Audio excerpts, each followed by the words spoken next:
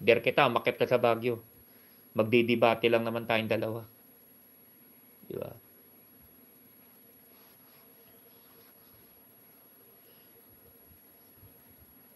Yan niya, tong Kabsat Makoy na to, malapit-lapit na rin tayo magbabay dito sa Manila. Pasyal-pasyal na lang. Lalo kung may caregiver na si Ermat. Yan, pasyal-pasyal na lang talaga. Hindi ko na rin kaya eh. Andyan yung gabi-gabi, andyan yung tuwing pasyal mo, mamamasahe ka. Tuwing labas mo, mamamasahe ka. Walang yan, sa Baguio, nilalakad ko lang. Di ba? Nakakamiss din yung mga ano ko sa Baguio. Oo, kahit sigurong isang sakong kanin, hindi talaga ako tumataba. Pag energetic talagang payatin. Kaya malakas kumain. Talaga kasi active ang body. Yan, si Kuya Carlito, nakita ko na sa personal din. Fit na fit ang katawan eh. Si Kuya Carlito, nakita ko na sa personal. Birthday niya noon, in-invite ako. Sa Kawit. Hindi naman okay naman yung katawan niyo, Kuya. Di ba, nagbabike-bike pa rin ba kayo? Nagbibisikleta pa rin kayo? Tuloy niyo lang. Yung pagbabike-bike niyo, tuloy niyo lang. Magaganda talaga kung nagbabike ka, lalakad ka. Yung metabolism ng katawan mo buhay na buhay.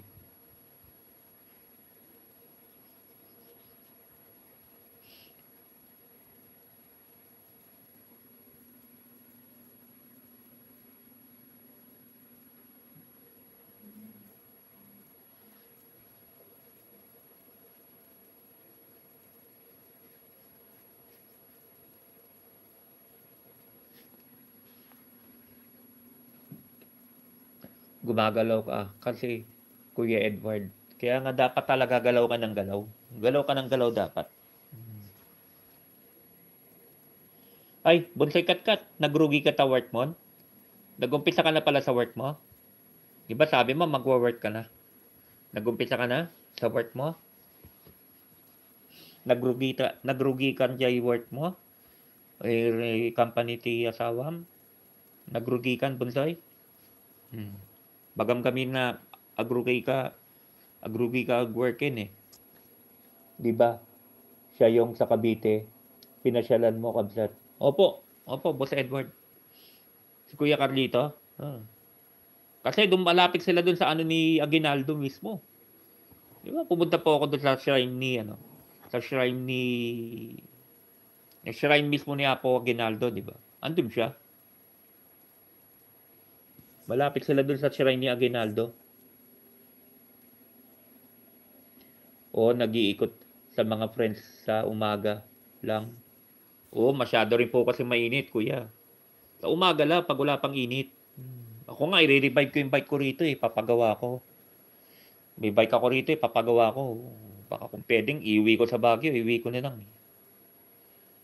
Yun lang kasi, problema sa Baguio. Walang bike lane. Shared. Dito ka lang dapat sa kanan. Walang bike lane eh. Delikado. Mahagip ka eh. Iniisip ko na rin yun, magbike ako sa Baguio. Pero, bahala na. Makaipon. Ibili na lang ako ng bike doon.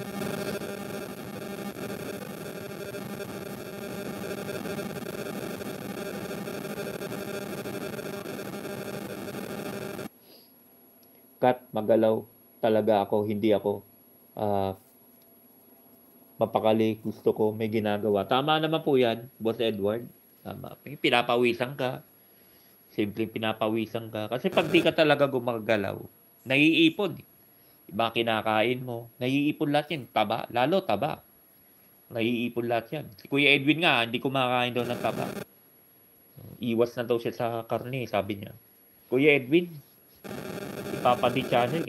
Araw-araw, nasa ano yan, Esplanade yan. Dilalakad niya lang. Rizal Avenue lang naman siya. Doroteo Jose.